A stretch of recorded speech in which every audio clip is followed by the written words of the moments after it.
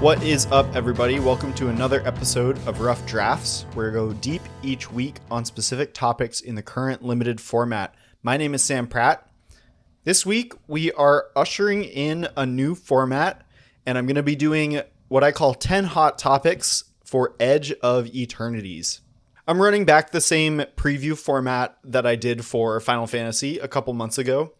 And if you didn't listen to that episode, 10 hot topics is basically exactly what it sounds like. So it's not about me rating all the cards, rating a subset of the cards. It's not about me trying to give like a color power ranking or like me giving like my hot takes about the format. It's more about 10 things that I want to talk about going in, more about what questions do I have about this format going into the first week of the format. Not that I'm not going to take the chance to give a couple hot takes and pass some judgment on some cards on the way, but I think in contrast to other limited content creators, preview content for me is best suited being more open-ended and just bringing up a bunch of things that I want to talk about and think about in the new format. So without further ado, let's get started. Topic number 1. It has to be the spacecraft mechanic. This is kind of the pun intended flagship mechanic of the set. And I think this is one of, if not the hardest limited mechanic to evaluate in a very long time. I'm just going to read one spacecraft just so everyone's on the same page. We know what it does. I have in front of me Pinnacle Kill Ship. It is a common. It is colorless artifact spacecraft, 7 mana. When this spacecraft enters, it deals 10 damage to up to one target creature. And then it has Station, which reads, tap another creature you control, put charge counters equal to its power on this spacecraft. Station only as a sorcery. It's an artifact creature at 7+. So they all have a different threshold that you have to reach by tapping creatures at sorcery speed to turn them into creatures, for the most part. This one in particular, when you get to 7 charge counters on it, it's a 7/7 flyer. So at first blush, the easiest comparison you can make with Spacecraft is to vehicles. You are tapping creatures to turn your artifacts into creatures. It's a really tempting comparison to make, but I don't think vehicles are quite the right card type to compare it to. When you cast a vehicle, if you already have some sort of board presence, that vehicle is automatically online in some respect. Now, vehicles have their drawbacks, right? They're not actually increasing the size of your board. They're just letting your creatures turn into larger creatures. And so I think this mechanic is actually closer to Battles for March the Machine. Like Battles, you are casting the spacecraft. You're often getting some kind of upfront value. Like we saw in Pinnacle's Kill Ship, you're getting a 7 mana deal 10 to a creature. And then you have to invest like this incremental extra resource into your game object to turn it into a creature. Or in the case of Battles, you know, some of them turn into like spells and artifacts and enchantments, etc. I think like Battles, number 1, I think it's better to evaluate these cards card by card. So what happened with Battles was a lot of people thought our battle is going to be universally good, universally bad. And it turned out more what the case was the good battles were good, the bad battles were bad. I think Spacecraft is going to end up being a little bit like that, where the good ones are good, the bad ones are bad. We're going to have to figure out what all the numbers mean on the card. Like, is 7 way too high a station cost? Are the ones with the lower station costs going to be the only playable ones? I also think, like Battles, it seems like they shot a little low on this mechanic. My first impression of these cards is they're a little clunky and a little hard to enable, and I think people are going to be a little too excited to put them in their deck, and I would not be surprised to see most of them underperforming in the data.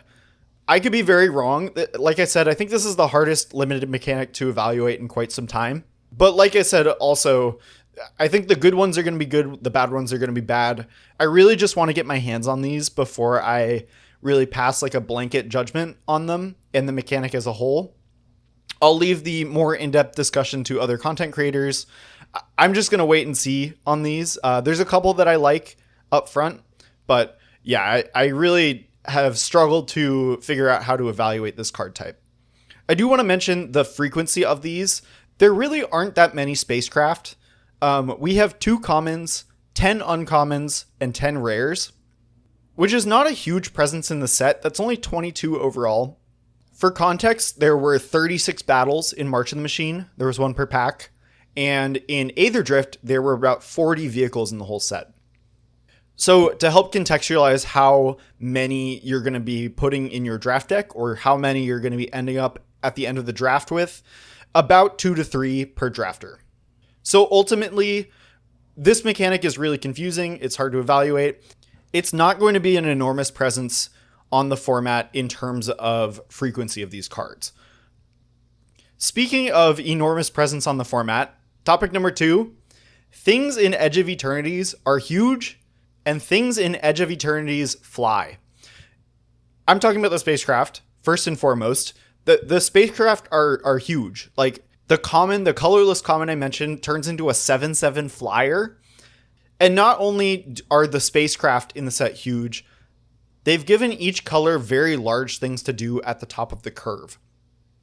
This is a very intentional design choice. Like, flavor-wise for the space set, they want the scale of everything to be really large. And I think they've done a good job of supporting this scale with lander tokens, which are a new token type that certain cards will make that are basically rampant growth tokens. So they're like clues. They're artifact tokens. You can pay 2 mana, sack them, search your library for a basic land, put it onto the battlefield tapped. So there's going to be a greater frequency of ramp in the set. And I think they have designed the set to be larger, kind of literal battle cruiser magic. Now, we know that in Limited, there's a risk to playing too many enormous, expensive threats. If you tap out for a giant threat and your opponent spends like a 4 or 3 mana removal on it, you're way far behind. If your opponent's curving out, your 6-drop isn't going to do much. Very recently, we had Shivan Dragon in Foundations, and it was really bad. Did not live up to its former glory at all. Another recent comparison is Tarkir. In Tarkir Dragonstorm, we had a ton of dragons, and there was a huge presence on the format. I think one of the differences between the giant flying things in this format and the giant flying things in Tarkir are, in Tarkir, I talked about this on the podcast during that set, most of the dragons were pretty small. They were like 4/4s, 3/3s. And so your ground creatures that were kind of like average size were still able to, a lot of times, attack through the dragons at the top of the curve. There are a lot of like X6s, X7s, X5s, especially ones that fly in this format. Your ground creatures, if you don't have like a removal spell for your opponent's Spacecraft, if it comes online, are going to be completely brickwalled by these. One thing I've been thinking about with these large Spacecraft is, remember in Tarkir when your opponent would play Meringue River Regent, which is like the 6/7 dragon that bounced 2 things? Now, that card was busted because like bouncing things is amazing, but that card as a 6/7 flyer, it just felt huge. Like, it was basically the biggest thing you could cast in that format besides like your Rennie, which was like a 10/10. And you felt it. Like, a 6/7 was so large. So I'm wondering if like a lot of the Spacecraft don't evaluate very strong to me, but I'm wondering if I'm actually undervaluing how good it is to just have enormous flyers. Because like that Pinnacle Kill Ship, that colorless common that turns into a 7/7, like a 7/7 is often a 2-turn clock. Like, that is a real threat that like when that comes online, the entire game grinds to a halt and completely revolves around this 7/7. So I think big questions going into the format in terms of these giant flyers are, how good are the aggro decks? Are you going to be able to get under these large things?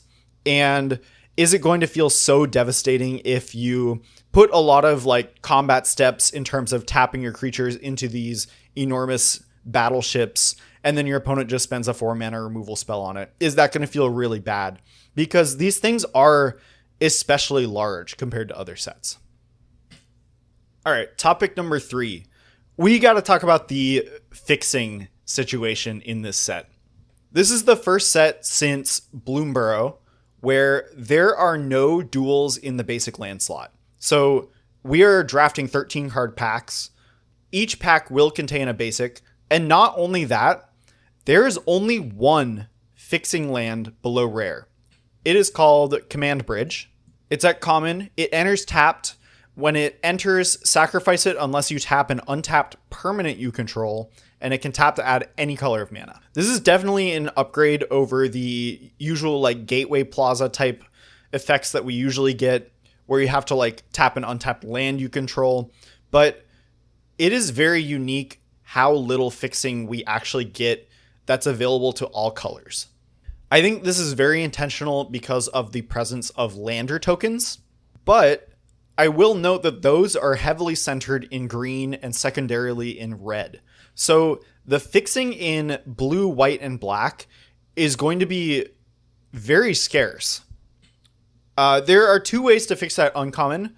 There is All Fate's Scroll, which is an uncommon manolith that you can pay 7, tap, sack it, draw X cards, where X is the number of differently named lands you control. And there's another colorless uncommon called Dauntless Scrapbot, which is a 3-mana 3/1 artifact creature. When it enters, exile each opponent's graveyard, create a lander token. Also at rare, we have the Shock lands, and there's a lands bonus sheet that's actually very rare. It's only going to be about 3 of those cards open for draft. And there's the cycle of creature lands from Zendikar on that bonus sheet. But those are going to be super rare. So really, your land fixing is almost always just going to be basics.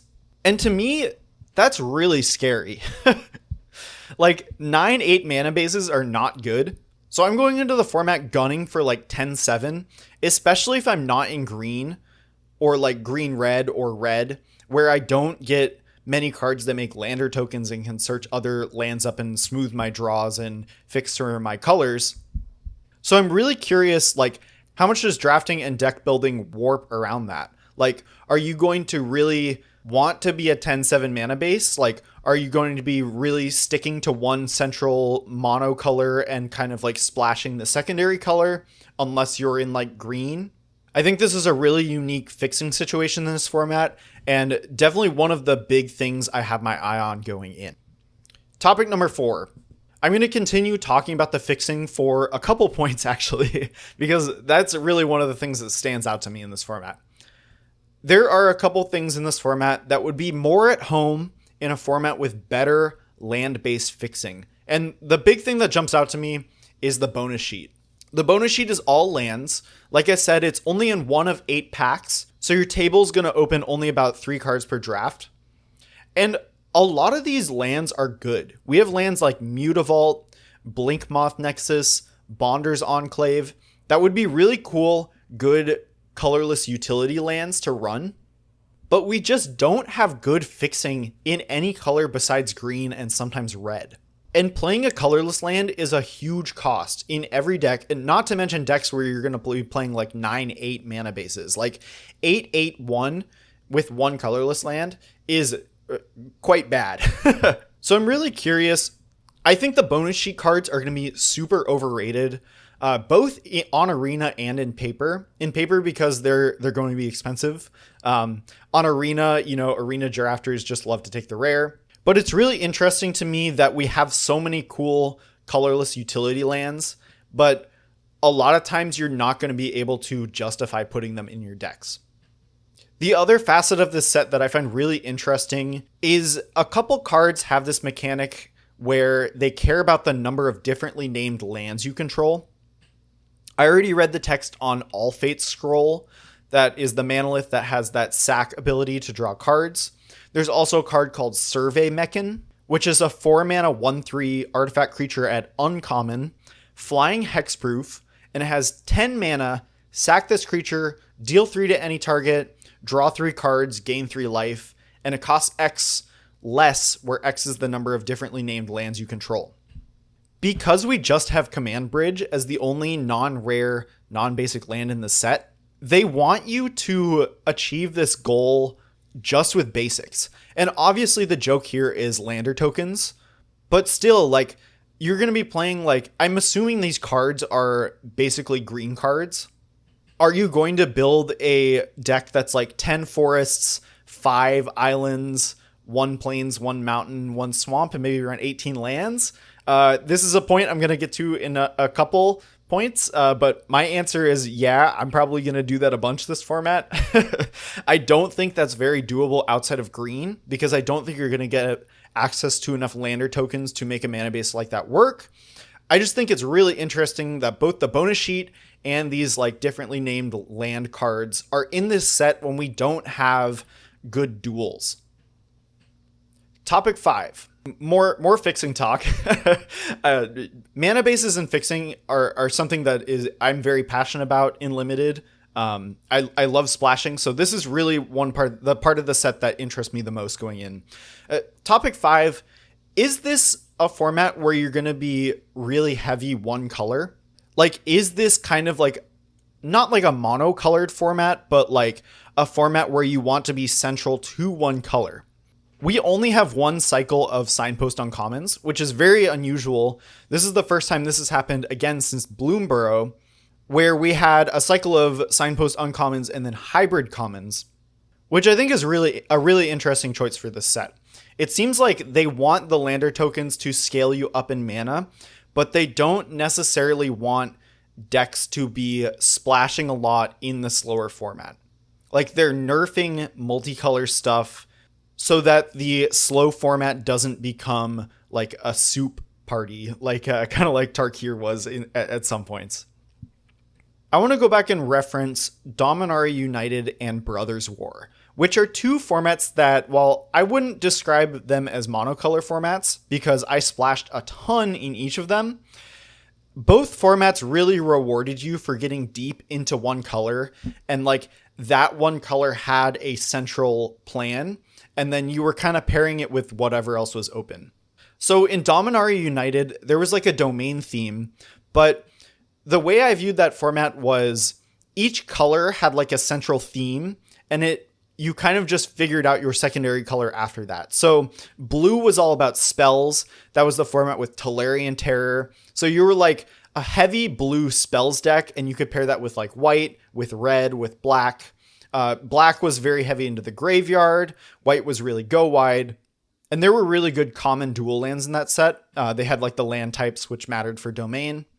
So I was often like a heavy base blue deck playing red cards and then like splashing some off-color kicker white cards. Brothers War was a very unique format, and actually a format that this format really reminds me of. Brothers War, I splashed a ton.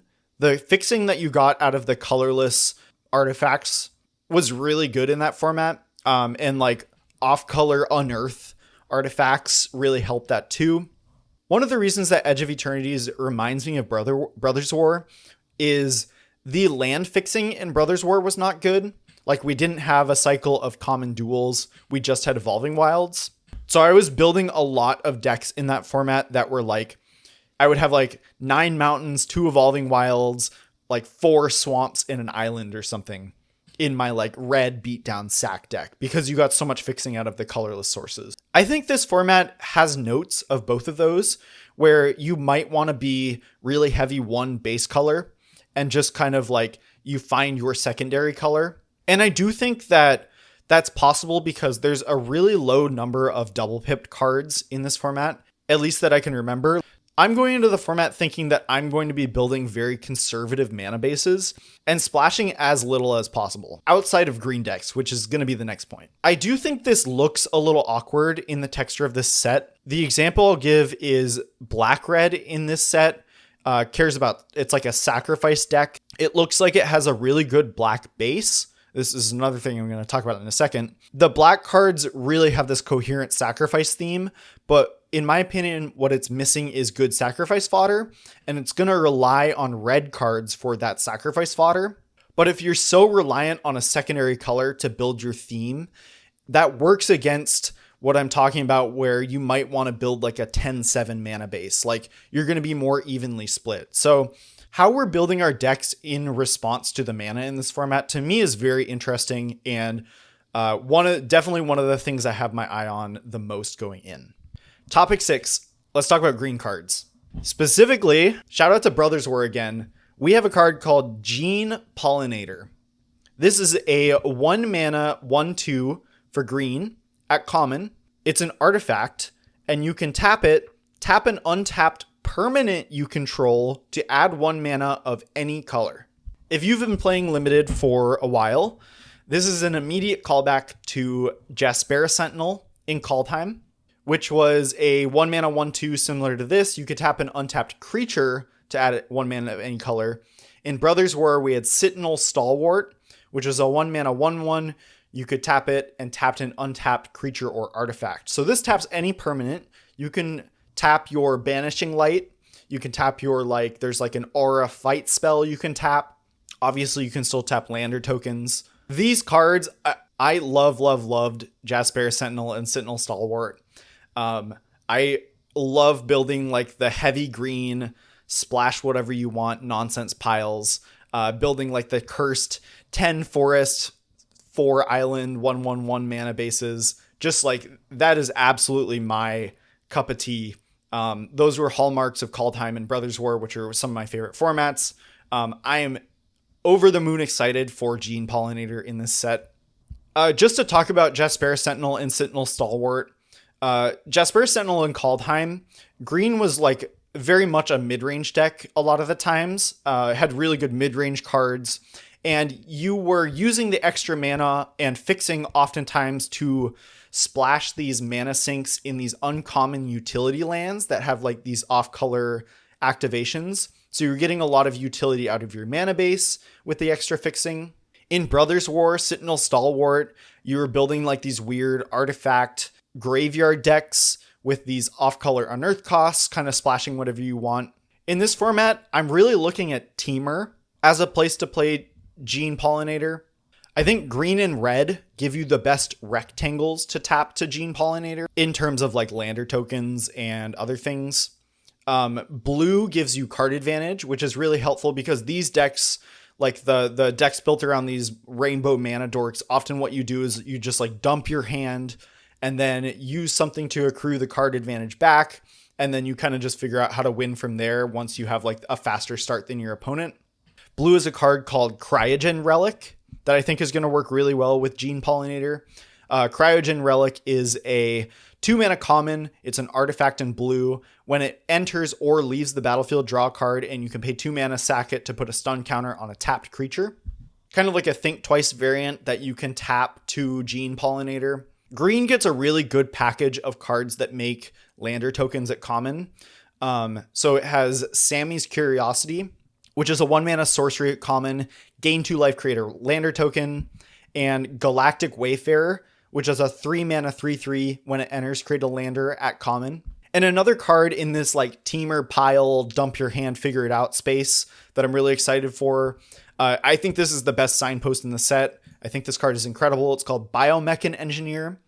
It's a 2 mana 2/2. It's the blue-green signpost. When it enters, make a Lander token, and it has an activated ability, 8 mana, draw 2 cards, create a 2/2 colorless robot artifact creature token. So you can just cast 8 mana Muldrifters at will. But a 2 mana 2/2 create a Lander token is to me, that's just incredible.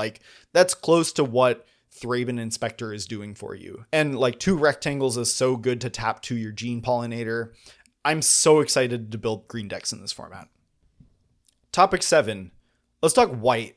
White is really confusing to me. So it's 2 color themes, the themes mentioned on its signposts are blue-white double spell, green-white counters, white-black go wide, and red-white tapped creatures, which are all proactive decks. To me, all of the common creatures in white look really bad. I'm not excited about the creatures at common in white. There's a couple that stand out that I'll probably talk about later. What is interesting to me in white is there are 2 removal spells that look quite strong to me that are at odds with all of these proactive strategies mentioned in the signpost. So we have Focus Fire, which is 1 mana instant at common. Focus Fire deals X damage to target attacking or blocking creature, where X is 2 plus the number of creatures and or spacecraft you control. The other card is Radiant Strike, which is 4 mana instant, destroy target artifact or tapped creature, gain 3 life. These to me look like very, very strong defensive tools in white. And they're cards you want to cast on your opponent's turn on their attackers, which is completely at odds with all of the proactive strategies that white normally wants to do and the strategies that it looks like it's set up to want to do in this set. So I have my eye on white control as something to experiment with in this format. One thing about this format is there is a abnormally large number of board wipes, which is one of the last points I'm going to mention. So I wonder if pairing these good defensive removal spells with board wipes is a recipe for control decks. That's something I'm excited to figure out because white to me at this point looks really confusing, unlike the other colors, which to me have a clear strategic theme. Topic 8, I want to talk about black, kind of just going through a couple of the colors that caught my eye. Black looks very coherent to me. It's all in on Void, which is a new mechanic that calls out if a non-land permanent left the battlefield or was warped this turn, which is like another mechanic in this set. But black is very small game sacrificed focused, and it looks really well set up to play a small game. So like a game where the number of resources is low. So we have Virus Beetle as a reprint at common. That's just a 2-mana 1/1 artifact creature. When it enters, each opponent discards a card. It also gets a like coercion variant at common called Temporal Intervention, which is a 3-mana sorcery. Target opponent reveals their hand, choose a non-land card, and they discard it. And it costs 2 less, so 1 mana, if a non-land permanent left the battlefield this turn or a spell was warped. Notably, Void can trigger off your opponent's creatures too. So if you can remove one of their non-land permanents, this is going to cost 1 mana. So you can couple it with like a cheap removal spell. The black cards to me just really look well set up to play a small game, to accrue incremental advantages, a lot like black-red in Duskmourn, which is a very strong deck and a very good small game deck. One thing I will call out is black has plenty of ways to sacrifice artifacts or creatures. It looks a little low on actual sacrifice fodder. I kind of mentioned this when talking about how I think black-red might be awkward if you need to be split between black and red equally. I think one very good solution to that is the card Nutrient Block, which is a 1-mana colorless artifact common, as indestructible. It's a food, so you can pay 2 sack it to gain 3 life, and when it's put into a graveyard from the battlefield, draw a card. Like I said, black has so many ways to sacrifice artifacts and creatures. I think this might be a real role player in black decks, like kind of a high pick in black decks, like a key card to make these sack decks work. I think the sacrifice theme looks really well supported in white-black, black-red, and blue-black. Black-green is doing like graveyard stuff, and it looks really at odds at this like small game sack deck. So I think black-green might be a heavy green deck rather than a heavy black deck. But black to me looks very strong at common and uncommon. I'm really excited to figure those decks out. Topic number 9. There is a scary amount of board wipes in this set. By my count, there are 8. 7 of them are at rare or higher. 4 of them are close to unconditional. So there's like Beyond the Quiet, which is a 5-mana white sorcery, exile all creatures, and Spacecraft. There's like a couple others, like there's a Pyroclasm variant in red at uncommon. There's an 8-mana Spacecraft that deals 4 to everything. I'm not going to read all of them out, but I do think this is really worth thinking about. Is just like, there are going to be a lot of games where the entire board gets wiped out at a certain point. So I think knowing that is a potential way the game could turn, especially knowing what the board wipes are, what colors they're in, what decks they're in, because a bunch of them are multicolored. And I think being able to sniff them out is going to be a huge edge in this format. We haven't had a set in a while that has a lot of board wipes in it. The one that I can think of that had a ton of board wipes was Amonkhet Remastered.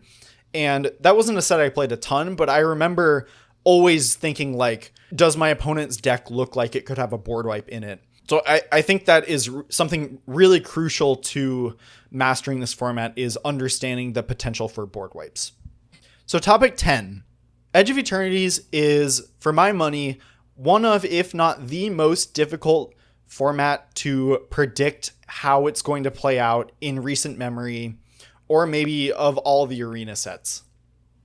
I think between the station mechanic being a huge question mark, the mana situation being very unique, the scale of the numbers of the cards, like they're really pushing us towards battlecruiser magic, and just kind of the open-endedness of the theme, like we only have one signpost per color pair. A lot of the signposts like are very broad themes, like kind of agnostic to the actual set mechanics. Like blue-white is double spell, which does play well with warp, but is very just like a very open-ended mechanic. I think it's really hard to see how this format's going to play out.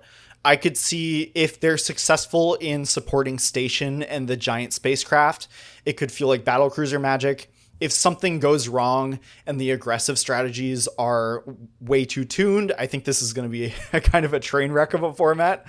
Though Brothers War was like that, the aggro stuff was way too strong, and the prototype stuff failed with like these giant robots was a complete miss. The format was still really fun. So I think it's fair to have some skepticism on this set and its themes going in. One very interesting thing that I read this week about this set was the big headliner mechanic for this set was going to be giant cards. Like the booster pack that you got was going to be like twice as big and have a giant card in it. And they realized pretty late in development, like not super late, but like further along than they'd liked, that they weren't going to be able to pull that off, like printing logistically. And they had to go back to the drawing board and came up with Station. There's like an article on the Mothership you can read. The last set to kind of have to start clean was Lost Caverns of Ixalan, which did have a lot of issues fundamentally with the set, in my opinion. So, like I said, I think it's fair to have some skepticism. I think at the very least, it's going to feel extremely unique. I think this is going to be a really unique format. Like I said, I have a lot of comparisons I want to draw to Brothers War, which for my money is one of the more unique formats over the past couple of years. I tend to always look at things with optimism in Magic, so I'm very, very excited for this format. I'm really excited to start cracking it. I kind of realized as I was looking at the cards that I'm way more of a sci-fi guy than a fantasy guy. Like there was a time when I was a kid where I wanted to be like an astrophysicist. I used to listen to astronomy podcasts on my iPod Nano all the time. So I really like the vibe of this set overall. And like I said, I'm very excited, as always, to start to crack this format wide open when it releases next Tuesday online. That's going to wrap us up. I know this is quite a bit longer than I usually do. I had a lot to talk about for this format. Good luck in your pre-release this weekend. Good luck when the set goes live on Tuesday. If you want to reach out to me, you can find me on Blue Sky at sampratt.bsky.social. You can find me on Discord at samp6, and you can find me on Twitch at samp_mtg. Thanks for listening. See you next week.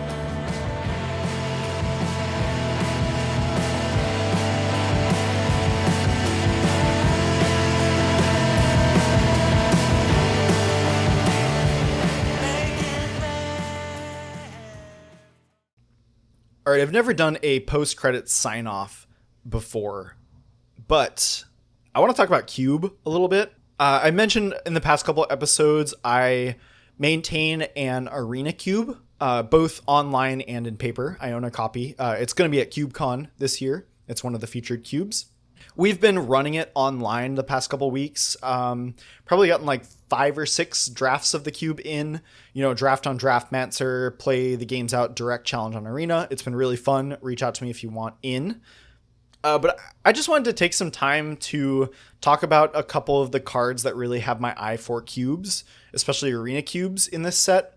Just because I like talking about it and I'm really jazzed about this set. So I picked out 5 of my favorite cube cards for this set. They're focused on my own cube, like my Arena cube. But I would guess these line up with the cube cards that people are excited about for whatever other cubes, like the vintage cube or, any other cube. So number 1 card I'm excited about is Ice Till Explorer. This is a 4-mana 2/4 Insect Scout. You may play an additional land on each of your turns. you may play lands from your graveyard. Whenever a land you control enters, mill a card. I think this card looks nuts.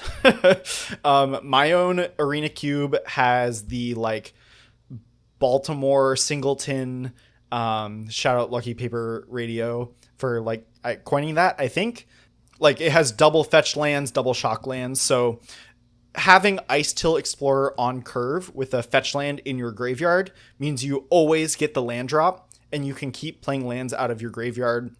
I think this card looks extremely strong. Like you play it on 4, you immediately get to 5 mana, untap, hit 2 land drops. Now you're at 7 mana on turn 5, or earlier if you started with some ramp on turn 1. Ramunap Excavator, like Crucible of Worlds, play lands out of your graveyard stuff have been cube staples for years. Specifically for my cube, Strip Mine is on the bonus sheet. So you can strip lock people 2 times a turn with this card, which is insane. And the mill text is also really relevant. Green often plays in the graveyard.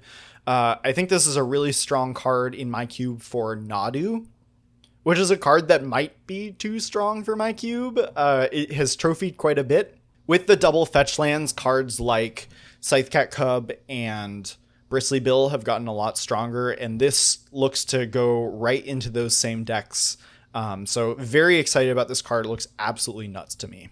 The second card that I've picked out is Umbral Collar Zealot. This is a 2-mana 3/2 human cleric. Sack another creature or artifact, surveil 1. So I've been listening to a bunch of Lucky Paper Radio recently. They're a great cube podcast. And one thing that they've kind of changed my view on Magic cards, specifically in the context of curating a cube, and cube curation is kind of like an artistic endeavor, is like the aesthetic qualities of the card. Not just like the art, but like, is this card elegant? And I think this card is extremely elegant. It's got 1 line of rules text. It feels very black. So I really appreciate the elegance of this card. It's also really strong. Like free sack outlet is something like people will play Viscera Seer, which is a 1 mana 1/1 sack a creature scry 1. But like 2 mana 3/2 is a real body. My cube does have a sack theme. Free sack outlets are at a premium between like Goblin Bombardment, Yawgmoth. This might replace Woe Strider, or I might have both in. So yeah, very excited about this card. Another one that I think is really good intersection of powerful and elegant is Cosmogrand Zenith, which is a 3 mana 2/4 in white. Whenever you cast your second spell each turn, choose 1, create 2 1/1 white human soldier creature tokens, put a 1/1 counter on each creature you control. Double spell stuff is sweet. My cube, the arena card pool specifically, you want to pair this card with like 0 mana spells. The only 0 mana spell really worth playing is Mishra's Bauble. I could break Singleton. I've thought about breaking Singleton for Mishra's Bauble. I don't think it's quite worth it. I would love to get Urza's Bauble on the client.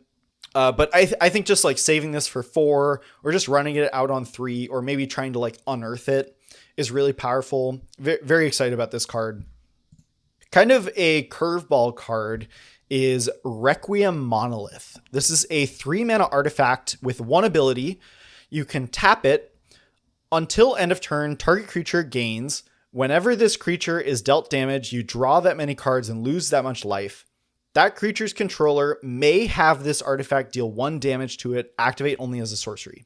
If you have a creature with toughness greater than 1, this is basically better-ish Phyrexian Arena.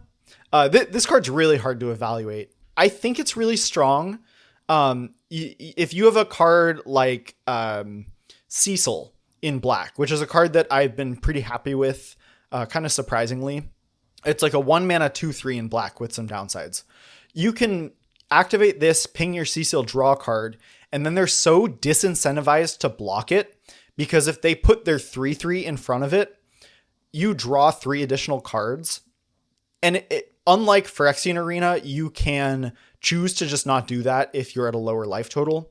This card's really cool. It's really interesting.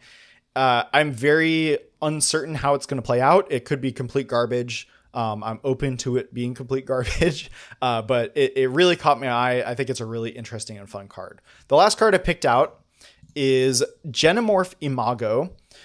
2 mana, 1/3 in blue-green. It is a flyer. Whenever a land you control enters, target creature is base power and toughness 3/3 until end of turn. If you control 6 or more lands, that creature has base power and toughness 6/6 instead. I have such an unwarranted proclivity for bad Simic beatdown cards. This card is no different. I don't know how strong it is. It triggers Nadu, which is relevant. It looks pretty good, especially with fetch lands. Like blue-green tempo is something that I want to support in every cube I build. If this card ends up playing out well, I think it's a great way to enable that. It also triggers Nadu for what that's worth. I love this guy. The one complaint I have about it is a creature with flying, and in the art, both of this guy's legs are on the ground, which is kind of a nitpick, but does like come up when you're playing in paper. Like oftentimes you like look at the art and the guy's got both his legs on the ground. You attack your 1/1 flyer into it, and you're like, oh, that guy's standing on the ground. Why does he have flying? But I digress. I think this card's sweet. I'm excited to play with it. I hope this was entertaining. Thanks for sticking around. Like I said, reach out to me if you want to get in on my Arena Cube drafts. Probably not going to be drafting for quite a few weeks because I'm going to be focused on playing Edge of Eternities Limited, but we're going to pick it back up sometime in August. So let me know. Thanks for listening. See ya.